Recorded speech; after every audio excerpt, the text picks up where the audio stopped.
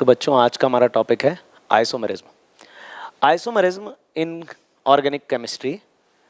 Isomers को हम divide करेंगे दो कैटेगरी में, पहला स्ट्रक्चरल आइसोमरिज्म, दूसरा स्टीरियो आइसोमरिज्म। स्ट्रक्चरल आइसोमरिज्म को हम फर्दर 4 कैटेगरी में डिवाइड करेंगे, chain, position, metamerism, tautomerism, functional group isomerism. वहीं स्टीरियो आइसोमरिज्म को हम 3 कैटेगरी में डिवाइड करेंगे, कन्फर्मेशनल, ज्योमेट्रिकल एंड ऑप्टिकल। अब देखो यहाँ हम ऑप्टिकल से स्टार्ट करते हैं कि ऑप्टिकल में हमें क्या पढ़ना है। ऑप्टिकल में हम पढ़ेंगे डेक्स्ट्रो लीवो के बारे में। डेक्स्ट्रो लीवो, जो पीपीएल को राइट में घुमाए वो डेक्स्ट्रो है और जो लेफ्ट में घुमाए वो लीवो है। ज्योमेट्रिकल आइसोमरिज्म में हम पढ़ेंगे सिस ट्रांस के बारे में, और ये देखने को मिलता है एल्कीन में, क्योंकि एल्कीन में डबल बॉन्ड के अलोंग रेस्ट्रिक्टेड रोटेशन होता है, डबल बॉन्ड के अलोंग रोटेशन पॉसिबल नहीं होता है सिस ट्रांस आइसोमरिज्म। कन्फर्मेशनल हमें देखने को मिलता है एल्केन में, और एल्केन में eclipsed, staggered, staggered and skew, ये 3 कन्फॉर्मर्स देखने को मिलते हैं। स्टीरियो का मतलब होता है स्पेस आइसोमरिज्म। स्पेस में एटम की पोजीशन बदलने की वजह से जो आइसोमरिज्म देखने को मिलता है उसको हम कहते हैं स्टीरियो आइसोमरिज्म। वहीं हम बात करें यहाँ चेन आइसोमरिज्म की, तो चेन आइसोमरिज्म में वर्ड रूट बदलता है। वर्ड रूट मतलब सेंट्रल एटम। जैसे मैं बात करूं, इसका नाम हो गया ब्यूटेन और इसका नाम हो गया 2 मिथाइल प्रोपेन। आइसोमर्स होते क्या है? आइसोमर्स वो कंपाउंड होते हैं जिनका मॉलिक्यूलर फार्मूला सेम होता है लेकिन स्ट्रक्चर डिफरेंट होता है। Isomers are the compound having same molecular formula but different structural formula. अब चेन की हम बात करें तो ये ब्यूटेन हो गया और ये हो जाएगा 2 मिथाइल प्रोपेन। तो देखो वर्ड रूट बदल गया, तो यहाँ वर्ड रूट चेंज होगा। पोजीशन आइसोमरिज्म में पोजीशन चेंज होगी, जैसे 1 ब्रोमोप्रोपेन 2 ब्रोमोप्रोपेन, पोजीशन चेंज हो गई। ब्यूट 1 इन ब्यूट 2 इन, पोजीशन चेंज हो गई, पोजीशन आइसोमरिज्म। फिर उसके बाद फंक्शनल ग्रुप आइसोमरिज्म, इसमें फंक्शनल ग्रुप चेंज होगा। जैसे एल्कोहल और ईथर के बीच फंक्शनल ग्रुप आइसोमरिज्म होगा, एल्डिहाइड कीटोन के बीच फंक्शनल ग्रुप आइसोमर होगा, एसिड और एस्टर के बीच फंक्शनल ग्रुप आइसोमर होगा। ये फंक्शनल ग्रुप आइसोमर है। अब देखो सीएन साइनाइड और आइसोसाइनाइड फंक्शनल ग्रुप आइसोमर है। फिर आप अगर 1 डिग्री अमाइन की बात करो और 2 डिग्री अमाइन की बात करो, मतलब नाइट्रोजन 2 साइड कार्बन से सराउंडेड है, यहाँ नाइट्रोजन एक ही साइड कार्बन से सराउंडेड है, तो ये भी फंक्शनल ग्रुप आइसोमर है। हम पूरा जो टॉपिक है क्वेश्चन आंसर की फॉर्मेट में करेंगे, जो कि एक बहुत ही इंटरेक्टिव थिंग है। हम क्वेश्चन आएगा, क्वेश्चन के बारे में हम डिस्कस करेंगे और फिर एक एक करके सारी चीज़ें डिस्कस करेंगे। फिर उसके बाद मेटामेरिज्म, ये अपन आगे समझेंगे मेटामेरिज्म क्या है और टॉटोमेरिज्म क्या है। तो चलो हम पहले क्वेश्चन से स्टार्ट करते हैं। Explain the following isomerism. Chain isomerism. अब चेन आइसोमेरिज्म, जैसे ये हो गया अपने पास pentane CH3 CH2 CH2 CH2 CH3। अब इसका आइसोमर बनाएं, ये लो पहला आइसोमर इसका CH3 CH2 CH CH3 CH3। ये दोनों आपस में आइसोमर है क्योंकि दोनों का मॉलिक्यूलर फॉर्मूला सेम है, स्ट्रक्चर अलग है। चलो इसका नाम लिखते हैं 1 2 3 4 5। इसका नाम हो गया पेंटेन और इसका नाम हो जाएगा 2 मिथाइल ब्यूटेन। आपको IUPAC नॉमेनक्लेचर आना ही चाहिए, तभी ये आइसोमेरिज्म समझ में आएगा। अगर IUPAC नॉमेनक्लेचर नहीं आता है तो पहले वाला जो मेरा लेक्चर है IUPAC nomenclature alkane to amines, वो आप पूरा देख लीजिए, क्योंकि IUPAC नॉमेनक्लेचर से ही आप सही स्ट्रक्चर बना पाएंगे और आइसोमेरिज्म का पता लगा पाएंगे। अब जैसे अगर आपको यहाँ नाम लिखना ना आए, देखो यहाँ पर ये पेंट हो गया और यहाँ पर ये ब्यूट हो गया, वर्ड रूट बदल गया। वर्ड रूट बदल गया तो कौन सा आइसोमेरिज्म? Chain isomerism. तो आपको एक सही नाम लिखते आना चाहिए। सही IUPAC नेम लिखोगे तो आइसोमेरिज्म के क्वेश्चन गलत नहीं होंगे। मेन यही है IUPAC नॉमेनक्लेचर। अब देखना मैं IUPAC नॉमेनक्लेचर कैसे यूज करूंगा पूरे इसमें, आपका पूरे आइसोमेरिज्म में। पोजीशन आइसोमेरिज्म, तो पेंटेन और 2 मिथाइल ब्यूटेन, अगर वर्ड रूट बदला तो चेन आइसोमेरिज्म। अब इसका एक आइसोमर और बन सकता था,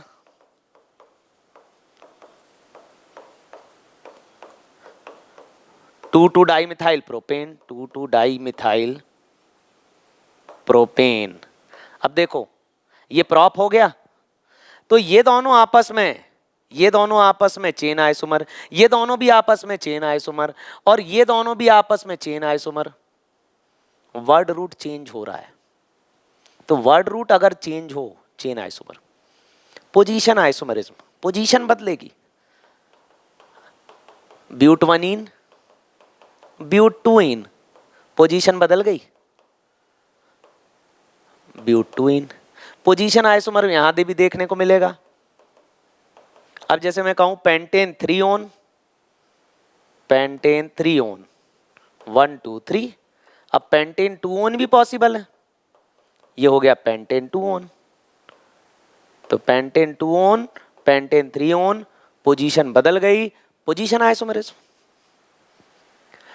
अब जैसे ये 1 ब्रोमो प्रोपेन, ये हो जाएगा 2 ब्रोमो प्रोपेन, पोजीशन बदल गई, पोजीशन आइसोमरिज्म। तो अगर पोजीशन बदल जाए, पोजीशन आइसोमरिज्म। इस तरीके से आप निकाल सकते हो पोजीशन आइसोमरिज्म। लेकिन अगर मैं आपसे बोलूं कि ब्यूटेनोन, समझना बात को, जैसे ये पेंटेन 3 ऑन है, अगर मैं इसको बोलूं आपको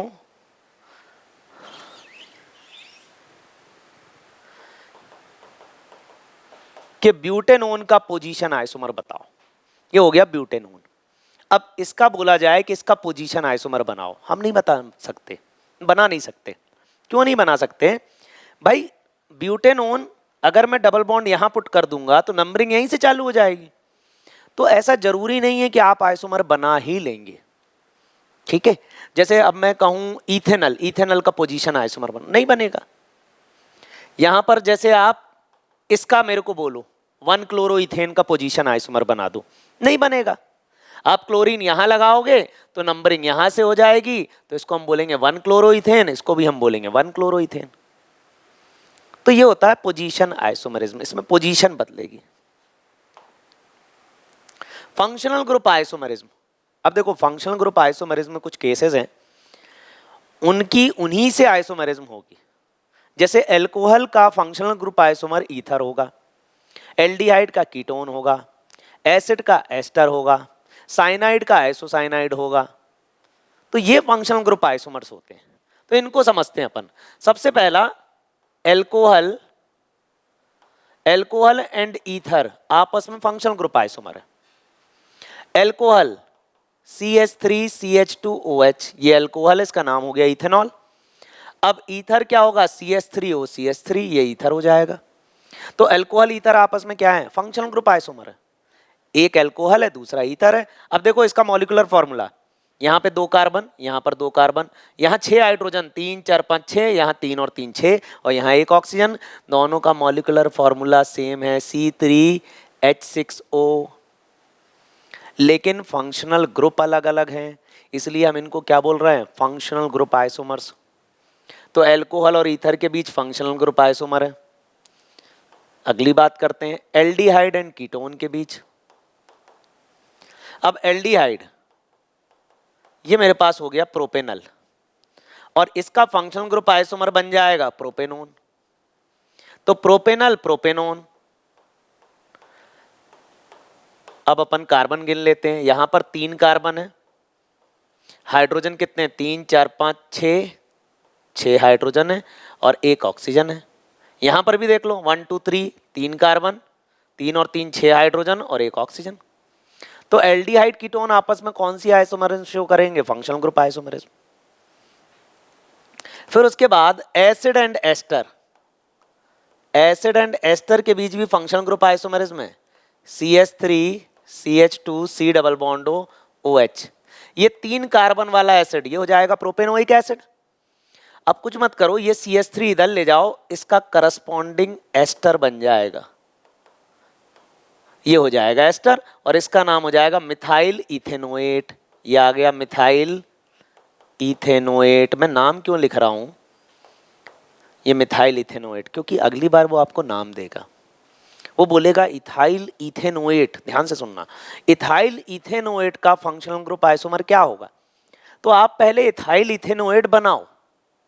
अब इथाइल इथेनोएट में क्या है? 4 कार्बन है, तो इसका फंक्शनल ग्रुप आइसोमर एक एसिड होगा और वो होगा ब्यूटेनोइक एसिड। तो इस तरीके से वो नाम देने लगेगा और नाम से बोलेगा। अब नाम से आपको स्ट्रक्चर बनाते आना चाहिए और उसके बाद आप उसका फंक्शनल ग्रुप आइसोमर बना पाओगे, इसलिए नॉमेनक्लेचर बहुत इंपॉर्टेंट है। तो alcohol, ether, aldehyde, ketone, acid, ester, इसके भी और भी क्वेश्चन आएंगे, सब क्वेश्चन आंसर की फॉर्मेट में चलेगा। मेटामेरिज्म, मेटामेरिज्म देखने को मिलता है सबसे पहले ईथर में। जैसे सेंटर पे ऑक्सीजन है, यहां पर 2 कार्बन है, यहां पर 2 कार्बन है, यहां ऑक्सीजन है, अब यहां कर दो 3 कार्बन, यहां कर दो 1 कार्बन। ये देखो यहां सेंटर पे ऑक्सीजन है, ये 2 कार्बन 2 कार्बन। अब मैंने क्या किया, यहां पर कार्बन 3 कर दिए, यहां 1 कर दिया। सेंट्रल पोजीशन के अराउंड कार्बन का हेर फेर मेटामेरिज्म को जन्म देता है। तो यहां पर ये सेंट्रल पोजीशन है और यहां 2 कार्बन, यहां 2 कार्बन, तो ये सिमेट्रिकल ईथर था, दोनों तरफ बराबर कार्बन है। और ये अनसिमेट्रिकल ईथर है, तो इन दोनों में आपस में क्या है, मेटामेरिज्म है। तो ईथर में मेटामेरिज्म देखने को मिलता है। फिर 2 डिग्री अमाइन में भी मेटामेरिज्म देखने को मिलता है। ये नाइट्रोजन, अब देखो ये 2 डिग्री अमाइन है, हाइड्रोजन आप सैचुरेट कर लेना। ये 2 डिग्री अमाइन में ही मेटामेरिज्म है। ये देखो ये सेंट्रल पोजीशन, यहाँ 2 कार्बन 2 कार्बन, यहाँ 3 कार्बन 1 कार्बन, मेटामेरिज्म। फिर आपको मेटामेरिज्म देखने को मिलेगा एस्टर में, C डबल बॉन्ड हो, सिंगल बॉन्ड हो। अब यहाँ 2 कार्बन है और यहाँ 2 कार्बन है, ये सेंट्रल पोजीशन है। अब इस सेंट्रल पोजीशन के अराउंड यहाँ 2 कार्बन है, तो यहाँ कर दिया हमने 3 कार्बन और यहाँ कर दिया 1 कार्बन। तो सेंटर पोजीशन के अराउंड कार्बन का हेर फेर मेटामेरिज्म। तो भाई मेटामेरिज्म देखने को मिलता है ईथर में, 2 डिग्री अमाइन में और एस्टर में। ये तीनों जगह हमें मेटामेरिज्म देखने को मिलता है। अच्छा, कीटोन में भी देखने को मिल सकता है। जैसे ये कीटोन है, अब यहां पर 3 कार्बन कर दो, 1 कार्बन यहां बढ़ा दो, 1 कार्बन कम कर दो, इसको आप सेंट्रल पोजीशन मान लो, तो ये भी मेटामेरिज्म। अच्छा, मेटामर के साथ साथ इसमें पोजीशन आइसोमेरिज्म भी है, तो दोनों इसमें metamerism plus position isomerism. Tautomerism very important, tautomerism. Tautomerism को हम बोलते हैं कीटो इनॉल आइसोमेरिज्म। अब इसको मैं एक एग्जांपल से करके बताता हूं। ये मेरे पास एक कीटोन है, ये मेरे पास एक कीटोन है जिसका नाम है एसीटोन और प्रोपेनोन।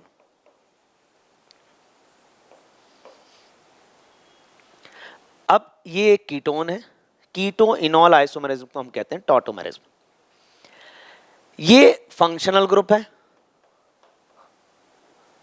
और इससे जुड़ी, फंक्शनल ग्रुप से जुड़ी हुई जो कार्बन कहलाती है वो कहलाती है अल्फा कार्बन, और इनसे जुड़ी हुई हाइड्रोजन कहलाती है अल्फा हाइड्रोजन, और अल्फा हाइड्रोजन एसिडिक होती है। एसिडिक का मतलब है ये H पॉजिटिव बन के निकल जाती है। क्यों निकल जाती है इस बात को समझते हैं। जैसे CH3 C double bond O, single bond O, single bond C, H2 and H। मैंने कहा ये फंक्शनल ग्रुप है, उससे जुड़ी कार्बन अल्फा कार्बन है, उससे जुड़ी हाइड्रोजन अल्फा हाइड्रोजन है। अब जैसे हम देखें यहाँ पर अल्फा हाइड्रोजन कितनी हो जाएंगी, 3 और 3 6 अल्फा हाइड्रोजन, और ये अल्फा हाइड्रोजन एसिडिक होती है, मतलब H पॉजिटिव बन के निकल जाती है। H पॉजिटिव बन के निकलने का मतलब है कि ये अपना इलेक्ट्रॉन, ये हाइड्रोजन अपना इलेक्ट्रॉन कहीं दे जाती है। अब क्यों दे जाती है इस बात को समझना। देखो यहां पर ऑक्सीजन इलेक्ट्रोनेगेटिव है, ये इलेक्ट्रॉन को अपनी तरफ खींचेगा। किस इलेक्ट्रॉन को खींचेगा, कार्बन के इस इलेक्ट्रॉन को। अब ध्यान से सुनना, ये जो ऑक्सीजन है इस कार्बन के इलेक्ट्रॉन को अपनी तरफ खींचेगा, तो ये कार्बन इस कार्बन से बोलेगा कि भाई ऑक्सीजन मेरा इलेक्ट्रॉन खींच कर ले जा रहा है, मेरी मदद करो। तो कार्बन बोलता है ठीक है, उसको ले जाने दो इलेक्ट्रॉन, मैं तुम्हारी मदद करता हूं। अब क्या हुआ, CH3 C single bond O यहां आ जाएगा माइनस, कार्बन इसका इलेक्ट्रॉन ले गया। अब ये जो पड़ोस में इसका कार्बन भाई है, इस कार्बन ने क्या बोला, इस कार्बन ने हाइड्रोजन को बोला कि भाई तुम अपना इलेक्ट्रॉन इस कार्बन को दो सबसे पहले, क्योंकि उसके पास इलेक्ट्रॉन की कमी आ गई, उसके पास प्लस चार्ज नहीं आना चाहिए, तुम्हारी जिम्मेदारी है इसको इलेक्ट्रॉन दो। ये उसने इलेक्ट्रॉन दिया। और फिर इस कार्बन ने बोला इस हाइड्रोजन से, देखो जैसे आर्मी में होती है ना अल्फा टीम, जरूरत पड़ने पे मदद करेगी, वैसे ये अल्फा हाइड्रोजन है, ये जरूरत पड़ने पे मदद करेगा। ठीक है, अब देखो जैसे ये H पॉजिटिव है, ये H पॉजिटिव इस माइनस पे जाके अटैक करेगा, तो ये जाके यहां OH बन जाएगा और ये CH2 ऐसे ही रहेगा। तो यहां पर ये OH पॉजिटिव, तो ये प्लस और माइनस एक दूसरे से न्यूट्रल हो जाएंगे, तो हो जाएगा CH3COH डबल बॉन्ड CH2। तो यहां पर ये क्या है, कीटो है, कीटो कंपाउंड है, और ये हो जाएगा ईन, डबल बॉन्ड है और OH है।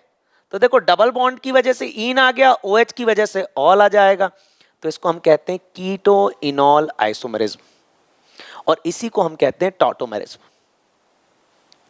इसको मैं एक एग्जांपल लेके फिर से समझाता हूं, ठीक है, इसको समझना।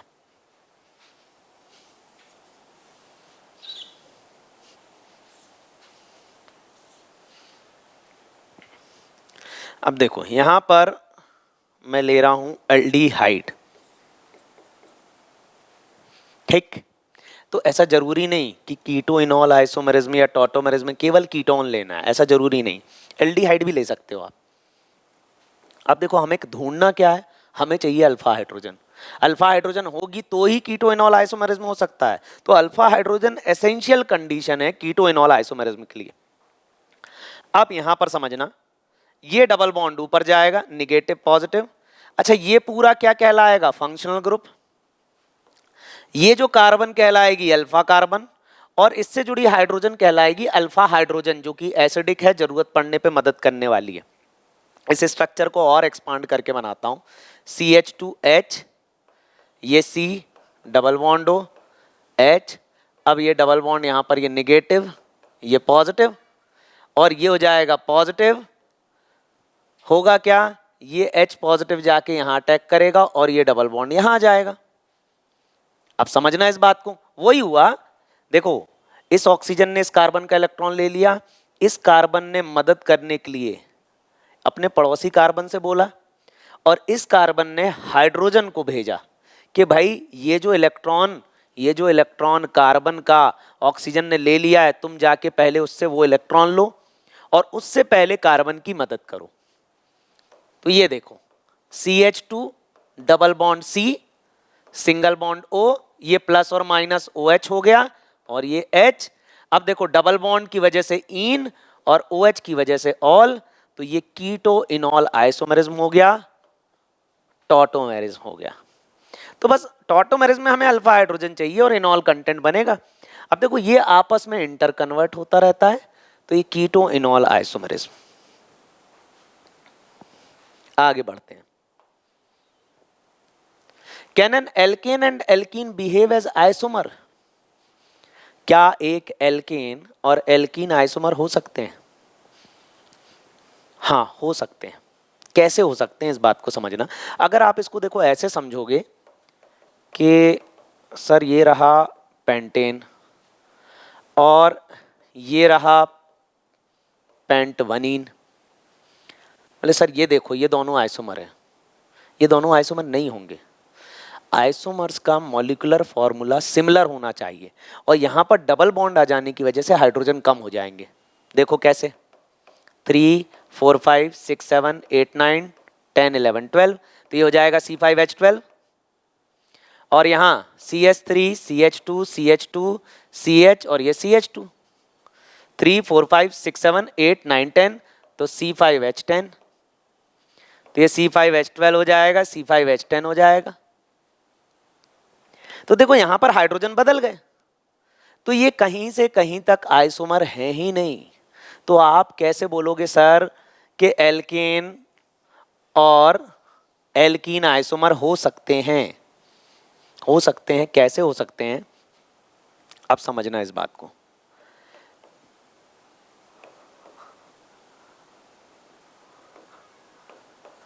ये हो गया एक एल्कीन, 1 2 3 4 5, इसको हम बोलेंगे पेंट वनीन। और अगर ये डबल बॉन्ड यहां शिफ्ट हो जाए तो ये बन जाएगा साइक्लोपेंटेन।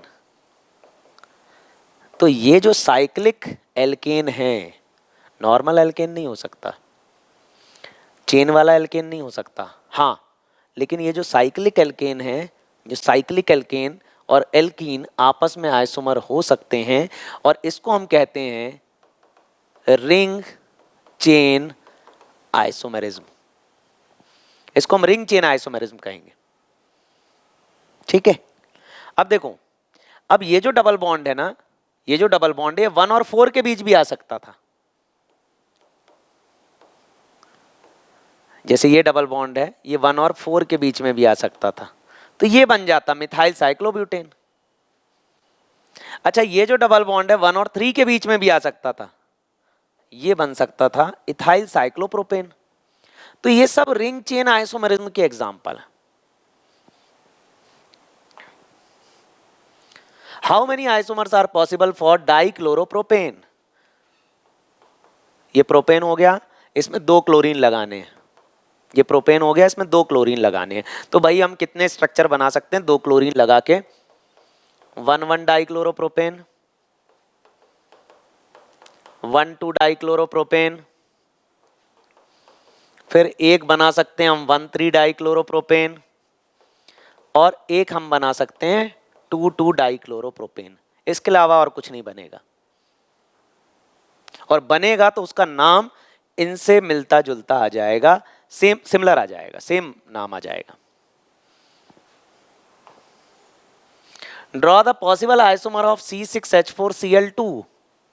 जैसे C6H4 की बात करें ना, आप बना दो बेंजीन, और बेंजीन पे लगाने 2 Cl। अब देखो, बेंजीन पे एक कार्बन पे एक ही Cl लग सकता है, 2 Cl एक ही कार्बन पे नहीं लग सकते। क्यों? क्योंकि ये जो कार्बन है ये 1 2 3 4 4 बॉन्ड बना सकता है, तो दूसरा क्लोरीन यहाँ लग ही नहीं सकता, क्योंकि एक कार्बन 5 बॉन्ड नहीं बनाता, कार्बन टेट्रावेलेंट है। तो भाई आप पहला स्ट्रक्चर ये बना लोगे 1,2 डाइक्लोरोबेंजीन, दूसरा आप बना लोगे 1,3 डाइक्लोरोबेंजीन, और एक आप बना सकते हो 1,4 डाइक्लोरोबेंजीन। तो इसके केवल 3 आइसोमर पॉसिबल है। अगर आप क्लोरीन यहां लगा लोगे तो ये स्ट्रक्चर इसके सिमिलर हो जाएगा, नंबरिंग 1 2 3 ऐसा हो जाएगा, 1,3 डाइक्लोरोबेंजीन हो जाएगी। ठीक है, तो ये पॉसिबल आइसोमर है डाइक्लोरो डेरिवेटिव्स ऑफ बेंजीन के। C7H8O, इसके कितने आइसोमर? देखो, जैसे ही कार्बन 6 या 6 से ज़्यादा निकलने लगे तो आप वहाँ पर समझना कि बेंजीन ही है। मैक्सिमम केसेस में बेंजीन ही रहेगी, और हाइड्रोजन भी कम रहेंगे। देखो C7H8 हाइड्रोजन कम है, तो सबसे पहले इसमें बेंजीन बना लो। जैसे ही आपने बेंजीन बनाया C6H5 हो गया, ठीक है, और फिर उसके बाद CH2OH,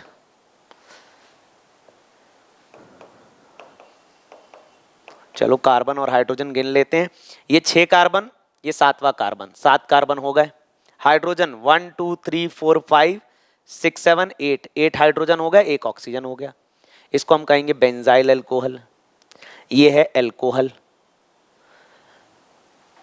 अगला आइसोमर ऐसा करें, ये बेंजीन, यहां पर ये OH और यहां पर ये CH3। हाइड्रोजन गिन लो भाई, कार्बन तो 7 ही हैं, 3 4 5 6 7 और 8, 8 हाइड्रोजन, 1 ऑक्सीजन, तो हो गया 2 मिथाइल फिनॉल। अच्छा, इस 2 मिथाइल फिनॉल को हम ऑर्थोक्रेसॉल भी बोलते हैं। अगला स्ट्रक्चर ये हो जाएगा 3 मिथाइल फिनॉल, एक और बन जाएगा 4 मिथाइल फिनॉल। इसके अलावा भी एक आइसोमर इसका बनेगा, ये है एल्कोहल। तो एल्कोहल का आइसोमर क्या बन सकता है? फंक्शनल ग्रुप आइसोमर ईथर, तो इसका ईथर बना लेते हैं, ये हो जाएगा OCH3। हाइड्रोजन आप काउंट कर लो, 3 4 5 6 7 8, ये 8 हाइड्रोजन, 1 ऑक्सीजन, 7 कार्बन। तो यहां पर इसके 5 आइसोमर बनेंगे। ये एल्कोहल है, ये ईथर है, और ये तीनों फिनॉल है। तो यहां पर इसके 3 फिनॉलिक आइसोमर बनेंगे,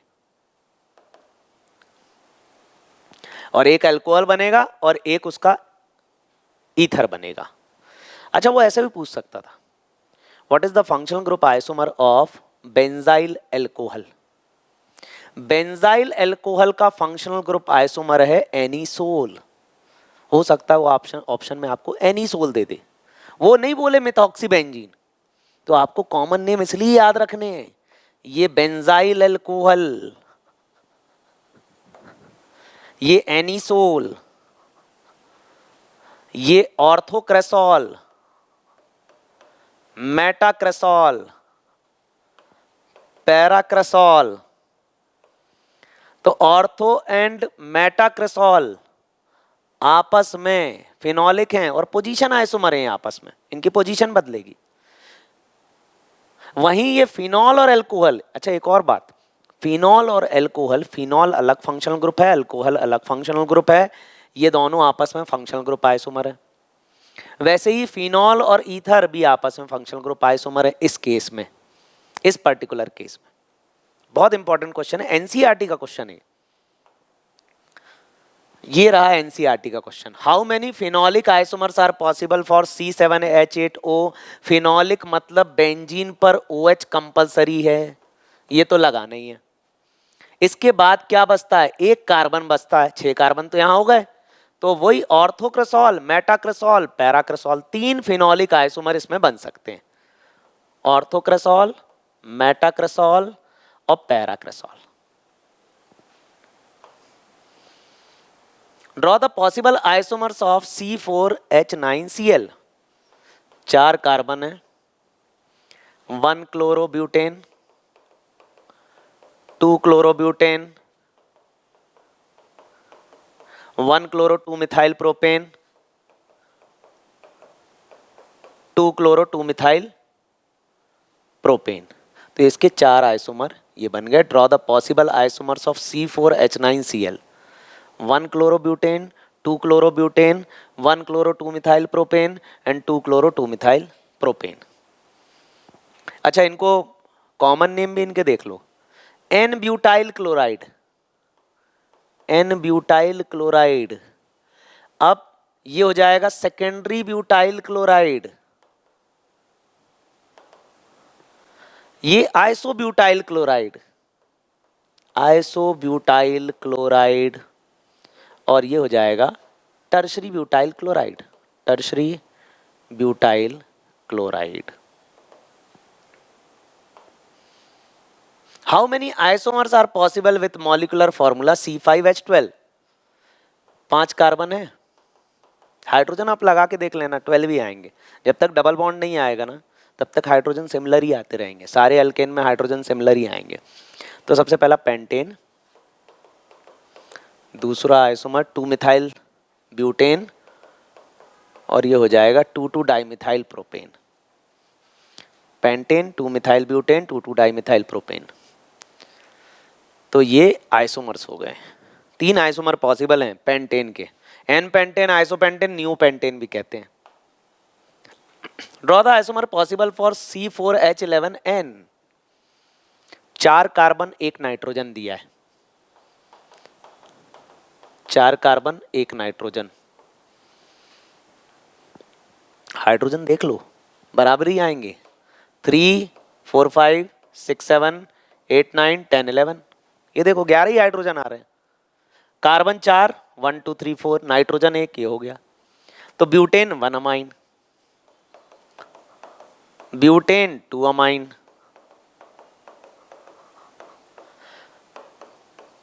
2 methyl propane 1 amine, 2 methyl propane 2 amine. तो 4 स्ट्रक्चर ये हो गए, 1 2 3 एंड 4। ये चारों ही प्राइमरी अमाइन है, 1 डिग्री अमाइन है। क्यों? क्योंकि नाइट्रोजन एक साइड कार्बन से सराउंडेड है, तो ये 1 डिग्री अमाइन है। ये नाइट्रोजन भी एक ही साइड कार्बन से सराउंडेड है, 1 डिग्री 1 डिग्री 1 डिग्री। अब हम बनाएंगे 2 डिग्री अमाइन। ये नाइट्रोजन, यहां पर 2 कार्बन, यहां पर 2 कार्बन, 2 डिग्री अमाइन। फिर नाइट्रोजन, ये 3 कार्बन, ये 1 कार्बन, इसका नाम क्या होगा, एन इथाइल इथेन अमाइन। इसका नाम एन मिथाइल प्रोपेन 1 अमाइन। अब देखो एक आइसोमर ऐसा बन सकता है, एन मिथाइल प्रोपेन 2 अमाइन। और ये अब हो गए तीनों 2 डिग्री या सेकेंडरी, ये सेकेंडरी हो गए, ये चारों हो गए प्राइमरी। अब आएगा टर्शरी। टर्शरी केवल एक ही बनेगा, यहां पे बनाओ नाइट्रोजन, ये 2 कार्बन, ये 1 कार्बन, ये 1 carbon, N N dimethyl ethane amine, ये होगा टर्शरी। ठीक है, तो ये पॉसिबल आइसोमर्स है C4H11N के। Right the IUPAC name of functional group isomer of. अब देखो इन्होंने नाम देना चालू किया, और नाम से अब हमें अगले का स्ट्रक्चर भी बनाना है, जो आइसोमर है उसका स्ट्रक्चर भी बनाना है, और उसका IUPAC नेम भी लिखना है। तो यहां इन्होंने बोला इथेनॉल, इथेनॉल इज CH3CH2OH, तो इथेनॉल का एक ही आइसोमर बनेगा मिथॉक्सी मीथेन। तो ऑप्शन में वो कुछ भी दे सकता है, स्ट्रक्चर भी दे सकता है, नाम भी पूछ सकता है। ये हो गया मिथॉक्सी मीथेन। कॉमनली इसको हम डाई मिथाइल ईथर कहते हैं, di methyl ether. Propanal, propanal का स्ट्रक्चर बनाओ CH3CH2CHO प्रोपेनल। एल्डिहाइड का फंक्शनल ग्रुप आइसोमर कीटोन ही है, और वो है प्रोपेनोन। ब्यूटेनोइक एसिड, भाई एसिड का आइसोमर क्या है, एस्टर। ये C डबल बॉन्ड हो, सिंगल बॉन्ड हो, 1 कार्बन ले जाओ CH3। तो देखो जैसे ये ब्यूटेनोइक एसिड है, अब इसका फंक्शनल ग्रुप आइसोमर बताना है। तो पहला हो गया मिथाइल, ये जो ऑक्सीजन से जुड़ा है ना इसको अल्काइल बोलते हैं। तो पहला हो गया इसका मिथाइल, 1 2 3, 3 कार्बन, तो प्रोपेनोएट, ये हो जाएगा मिथाइल प्रोपेनोएट। अच्छा, लेकिन अगर यहां पर 1 कार्बन और आ जाए तो इथाइल प्रोपेनोएट, वो भी इसका फंक्शनल ग्रुप आइसोमर होगा। और प्रोपाइल, अब जैसे 1 कार्बन और यहां आ जाए तो इथाइल इथेनोएट बचेगा फिर, और प्रोपाइल मीथेनोएट, तो ये तीनों ही ब्यूटेनोइक एसिड के फंक्शनल ग्रुप आइसोमर्स होंगे। 3 एस्टर बन सकते हैं तो 3 बना दो। अब वो देखो ऐसा नहीं, इसमें ऑप्शन में कंफ्यूज करेगा फिर आगे, ठीक है ना। वो हो सकता है वो तीनों का नाम लिख दे और नीचे लिख दे ऑल ऑफ दीज, तो ऑप्शन हो जाएगा ऑल ऑफ दीज, तीनों ही उसके functional group isomer. Phenyl ethanoate, अच्छा फिनाइल इथेनोएट, पहले बनाओ इथेनोइक एसिड और ये बन गया फिनाइल, ये हो गया फिनाइल इथेनोएट। ये क्या है, एस्टर है, इसका एसिड बनाना है। ये बेंजीन रिंग को यहां ले जाओ, CH2 C डबल बॉन्ड हो, सिंगल बॉन्ड OH कर दो, और इस बेंजीन रिंग को यहां लगा दो। इसको हम बोलेंगे 2 phenyl ethanoic acid, 2 phenyl ethanoic acid. ये फिनाइल इथेनोएट है और इसका फंक्शनल ग्रुप आइसोमर एक एसिड होगा, और वो एसिड होगा 2 फिनाइल इथेनोइक एसिड। तो इस तरीके से आपको देखो नाम से स्ट्रक्चर बनाते आना चाहिए, और स्ट्रक्चर बनाते आएगा तो आप उसका फंक्शनल ग्रुप आइसोमर भी बना लोगे। एस्टर का एसिड होता है और एसिड का एस्टर होता है functional group isomer. Butanone, butanone ये हो गया, इसका फंक्शनल ग्रुप आइसोमर ये हो गया ब्यूटेनल, ब्यूटेनल इस functional group isomer of butanone. Benzyl alcohol अभी अपन ने बनाया, बेंजाइल अल्कोहल, बेंजीन पे CH2OH, ये अल्कोहल है, फंक्शनल ग्रुप आइसोमर क्या होगा, ईथर, और नाम हो जाएगा एनिसोल और मिथॉक्सी बेंजीन।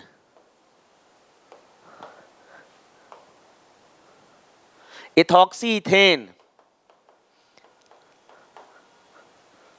ये हो गया इथॉक्सी इथेन। इसका क्या बनाना है? Functional group isomer. ये हो सकता है ब्यूटेन 1 ऑल, अरे ब्यूटेन 2 ऑल भी तो हो सकता है। फिर ये भी हो सकता है, टर्शरी ब्यूटाइल अल्कोहल भी हो सकता है, कुछ भी हो सकता है। मतलब इसके 4 फंक्शनल ग्रुप आइसोमर एग्जिस्ट कर सकते हैं। इनमें से वो कोई भी नाम लिख के दे सकता है। Acetophenone, very important structure, acetophenone ketone है और ये हो गया एसिटोफिनोन। एसिटोफिनोन एक कीटोन है, इसका फंक्शनल ग्रुप आइसोमर एल्डिहाइड ही हो सकता है। तो अब इसको आप ऐसा बना लो CH2CHO। तो ये कीटोन है, ये एल्डिहाइड है। तो कीटोन और एल्डिहाइड ये आपस में क्या है? Functional group isomer. अच्छा एक और चीज कर सकते थे हम, बेंजल्डिहाइड बना लें इसमें, तो वो भी एक आइसोमर हो सकता है इसका। जैसे आप इसको देखो, ऐसा बना लें अपन, ये CHO ये CH3, हाइड्रोजन गिन लो 3 4 5 6 7 8, और ये 3 4 5 6 7 8, उतने ही हाइड्रोजन होंगे। अब मिथाइल की पोजीशन बदलते चलो, एक बार यहां लगी है, फिर यहां लगी है, फिर यहां लगी है, तो 3 इससे बन जाएंगे, चौथा ये हो गया, पांचवा ये हो गया। यहां पर भी देखो ये कीटोन है और ये एल्डिहाइड ग्रुप है, तो ये भी इसका फंक्शनल ग्रुप आइसोमर है, ये भी इसका फंक्शनल ग्रुप आइसोमर है। इस तरीके से मोर देन वन ऑप्शन आने लगेंगे, आप एक से ज्यादा फंक्शनल ग्रुप आइसोमर बना सकते हो। Draw metamer of ethoxy ethane. ये अपने पास इथॉक्सी इथेन है, इसका मेटामर बनाना है। ऑक्सीजन को सेंटर पे रखो, यहां पे 2 कार्बन है, 3 कार्बन कर दो, नाम क्या हो जाएगा? Methoxy 1 methoxy propane. तो इथॉक्सी इथेन का जो मेटामर है वो 1 मिथॉक्सी प्रोपेन है। पेंटेनोन ये अपन पहले भी डिस्कस कर चुके हैं, पेंटेन 3 ऑन और पेंटेन 2 ऑन। सेंट्रल पोजीशन ये है, यहां 2 कार्बन 2 कार्बन, यहां 3 कार्बन 1 कार्बन। इथाइल इथेनोएट की बात करते हैं, ये यहां पर इथाइल, ये इथेनोएट, ये इथाइल इथेनोएट है। क्या बनाना है? इसका मेटामर बनाना है। एक कार्बन को यहां ले जाओ, तो यहां पर मिथाइल प्रोपेनोएट, तो इथाइल इथेनोएट का मेटामर है मिथाइल प्रोपेनोएट। इसके बाद N ethyl ethanamine, N ethyl ethanamine, इसका मेटामर बनाना है। सेंट्रल पोजीशन रखो सेंटर पे, ये इसका हो जाएगा मेटामर। कार्बन को बस चेंज करना है सेंट्रल पोजीशन के around, metamerism. An alkane has molecular formula of C5H10 and gives only one product on monochlorination. तो भाई ये अपने को पेंटेन दिया है, पेंटेन के आइसोमर बनाओ, एन पेंटेन, आइसोपेंटेन, नियोपेंटेन। मैं यहां पर अगर हेलोजन लगाऊं तो 3 जगह 3 प्रोडक्ट मिल सकते हैं, 1 chloro pentane, 2 chloro pentane, 3 chloro pentane.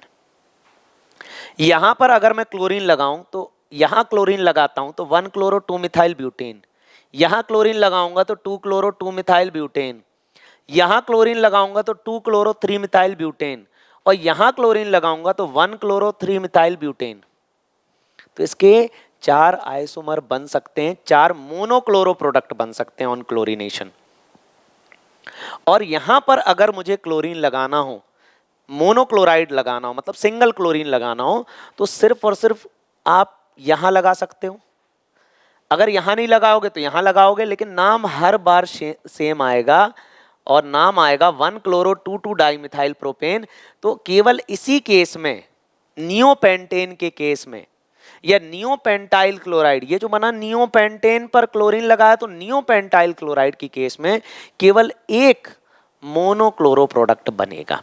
यहां पर 3 बन जाएंगे, यहां पर 4 बन जाएंगे और यहां एक ही बनेगा। An alkane with molecular formula C5H12 gives only one monochloro product. एक मिनट, सॉरी, ये C5H10 कर दिया हमने। इस क्वेश्चन को थोड़ा सा बदल लेना, मैंने ये C5H12 के लिए बताया आपको, क्योंकि ये एल्केन है, C5H10 एल्कीन होता है, ठीक है। तो ये C5H12 है और इसको अपन कर लेते हैं C5H10। सेम क्वेश्चन है। अब C5H10 दो हाइड्रोजन कम है, मतलब ये एल्केन तो नहीं है, नॉर्मल एल्केन नहीं है। अब आप देखो C5H10 और एल्कीन में पॉसिबल नहीं है। आप एल्कीन कोई भी बनाओगे, जैसे पेंट 1 इन बनाओगे, 2 इन बनाओगे, उसमें आप हेलोजनेशन करोगे, मोर देन 1 प्रोडक्ट बनने ही बनने हैं। तो यहां पर एक्चुअल में ये जो C5H10 केवल अगर सिंगल मोनो प्रोडक्ट दे रहा है तो उस केस में ये सिर्फ और सिर्फ साइक्लोपेंटेन हो सकता है। देखो 5 कार्बन हो गए, 1 2 3 4 5, और यहां पर ये 2 हाइड्रोजन, यहां पर ये 2 हाइड्रोजन, तो ये हो जाएगा C5H10। ये साइक्लोपेंटेन है। अब इसमें आप कहीं पर भी अगर क्लोरीन लगाओगे तो एक ही प्रोडक्ट मिलेगा। ये हाइड्रोजन हटाओगे, क्लोरीन लगाओगे तो क्लोरोसाइक्लोपेंटेन। कोई भी हाइड्रोजन हटाओ, क्लोरोसाइक्लोपेंटेन ही मिलना है। What is keto enol isomerism? इसी को हम कहते हैं टॉटोमेरिज्म।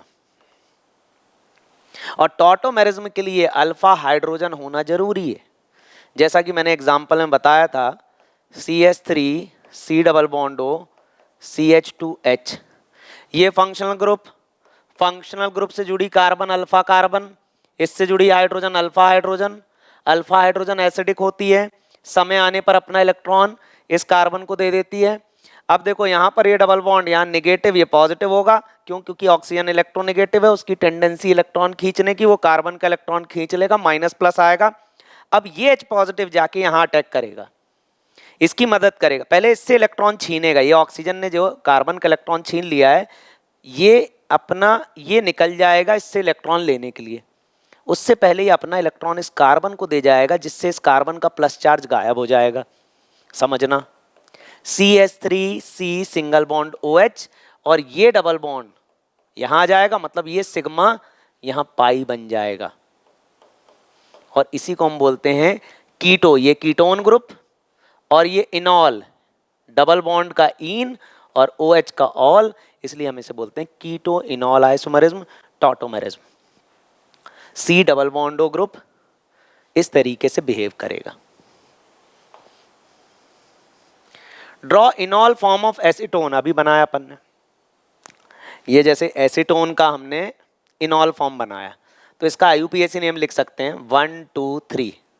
देखो 2 पे OH आना है, चाहे यहां से जाओ चाहे यहां से जाओ, तो अपन डबल बॉन्ड को पहले कवर कर लें।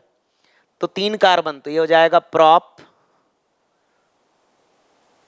1 इन 2 ओल।